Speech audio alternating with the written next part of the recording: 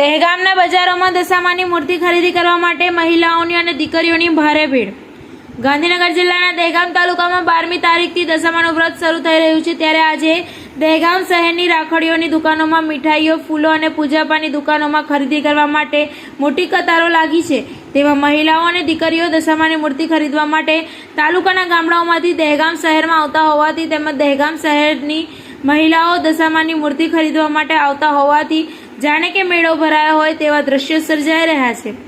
આખા રસ્તાઓ બ્લોક થઈ જવા પામ્યા છે, તેટલી ભીડ જોવા મળી રહી છે અને દશામાની મૂર્તિઓના ભાવ વધી ગયેલા હોવા છતાં પણ દશામાના ભક્તો અને સેવકો માના પ્રત્યે અપરંપાર પ્રેમ હોવાથી દશામાની મૂર્તિ ખરીદીને તેની સેવા અર્ચના આવતીકાલે શરૂ કરશે અને હાલમાં તો શહેરના મુખ્ય માર્ગો ચારેય બાજુ ભારે ભીડથી ચક્કાજામ બની ગયા છે અને ટ્રાફિક સમસ્યા પણ વધી જવા પામી છે।